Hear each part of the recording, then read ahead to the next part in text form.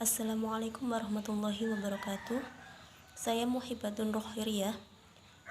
Saya akan melanjutkan presentasi dari teman saya tentang konsep pendidikan karakter di Indonesia, di negara-negara barat, serta nilai-nilai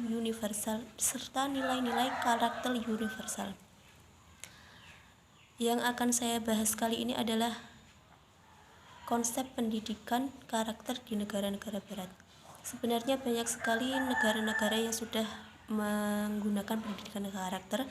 Hanya saja saya di sini cuma mencantumkan 2 negara, yaitu yang pertama Amerika Serikat dan yang kedua negara Jepang. Yang pertama, pendidikan karakter di Amerika Serikat. Pendidikan karakter di negara-negara barat seperti di Amerika Serikat, Kanada, dan Inggris khususnya amat dipengaruhi oleh konsep pendidikan karakter yang dikembangkan oleh Thomas Lickona. Menurut Lickona, nilai-nilai penting yang harus dikembangkan dalam pendidikan karakter antara lain meliputi nilai amanah atau dapat dipercaya, rasa hemat atau respect, rasa hormat atau respect, sikap tanggung jawab, berlaku adil dan jujur baik kepada diri sendiri maupun orang lain, kepedulian, kejujuran, keberanian, kerajinan, dan kewarganegaraan. Di Amerika Serikat ini sendiri, di sana mengajarkan kepada para siswa agar memahami, mau berkomitmen, dan berbuat saling berbagi nilai-nilai etik. Dengan kata lain, mereka paham dengan baik. Dalam pendidikan karakter juga dikembangkan nilai-nilai inti dari penghormatan, menghargai orang lain atau respect, tanggung jawab, kejujuran, fairness, keadilan, keberanian, perhatian, dan partisipasi dalam masyarakat. Program pendidikan karakter telah menjadi kepedulian tinggi bagi masyarakat Amerika Serikat. Implementasinya ditangani oleh berbagai lembaga, baik lembaga swasta maupun pemerintah federal. Yang negara kedua yaitu pendidikan karakter di negara Jepang. Di sini budaya Jepang memegang peranan yang sangat besar dalam proses pemahaman moral atau karakter pada diri seorang anak. Keluarga, khususnya ibu memiliki andil yang sangat besar untuk mendidik anak tersebut. Terdapat istilah kyoiku moma yang memiliki makna bahwa seorang ibu tidak akan pernah berhenti untuk terus mendorong anak-anaknya untuk belajar dan menciptakan keseimbangan dalam pendidikan, baik dari segi fisik, emosional, maupun sosial. Terdapat beberapa hal yang mungkin terlihat sangat remeh yang dilakukan, namun hal ini yang dilakukan di negara ini atau di negara Jepang ini, namun hal ini tersebut menjadi cara untuk menanamkan pendidikan karakter di Jepang. Yang pertama yaitu pass it atau ucapan terima kasih, atau kata yang disebut dengan arigato pasuto itu dalam bahasa Jepang. Tempelan-tempelan semacam ini biasanya digunakan dengan maksud untuk mengucapkan terima kasih kepada teman yang telah meminjami pulpen atau yang lainnya, membagi bekal, pokoknya yang bersifat kecil-kecil yang ada di sekolah. Yang kedua adalah peta keamanan lingkungan. Dalam istilah Jepang disebut dengan Chiki Anzen Mapu. Konsep ini diajarkan di sekolah yang ada di Jepang untuk mendidik para siswa agar peduli dengan lingkungan yang ada di sekitarnya. Yang ketiga, mendidik gotong royong. Jenis pendidikan ini biasanya dalam bentuk pembagian jadwal piket untuk membersihkan kelas, di mana jadwal tersebut ditempel di dinding. Ini seperti halnya di sekolah-sekolah pada umumnya. Yang keempat yaitu mendidik untuk selalu memiliki tujuan, di mana hal ini diajarkan dengan cara membuat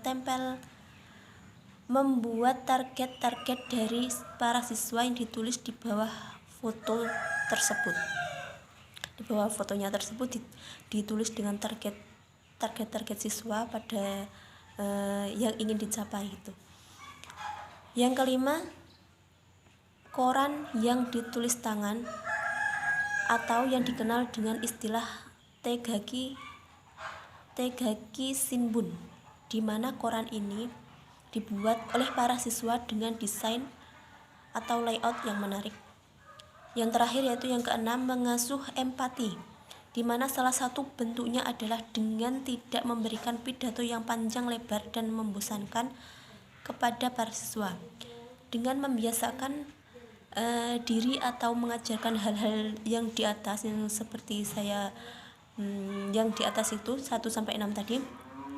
Anak-anak diajarkan untuk memiliki etos kerja yang tinggi, taat pada peraturan, disiplin, serta memiliki kreativitas yang tinggi.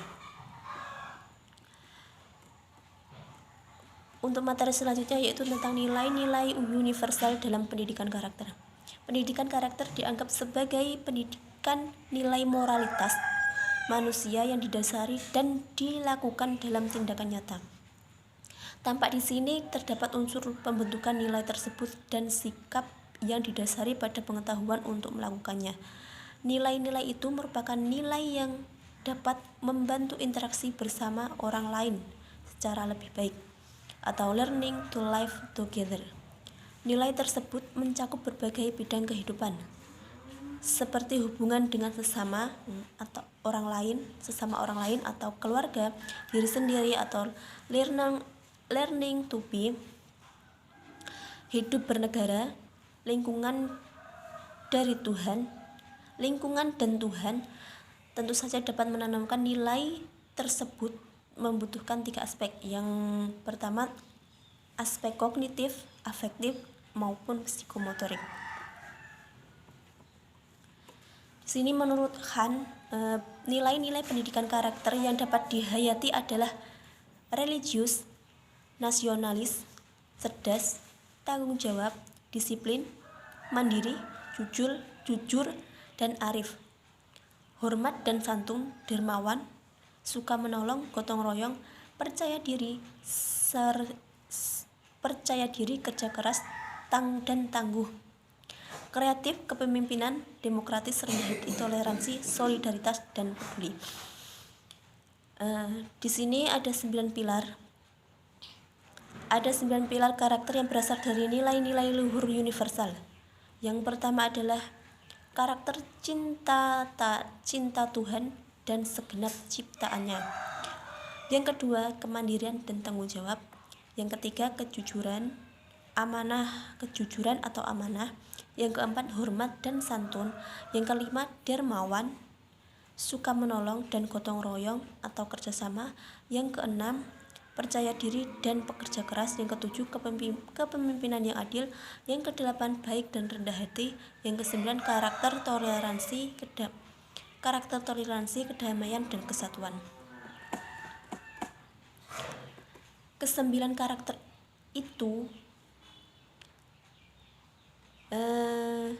perlu ditanamkan dalam pendidikan holistik dengan menggunakan metode knowing the good, feeling the good, and acting the good.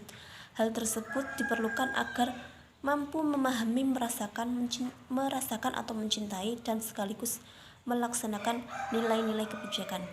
Lebih lanjut, Kemendiknas melansir bahwa berdasarkan kegiatan kajian nilai-nilai agama, norma-norma sosial, peraturan atau hukum, etika akademik, dan prinsip-prinsip hak asasi manusia telah teridentifikasi 80 butir nilai karakter yang dikelompokkan menjadi 5.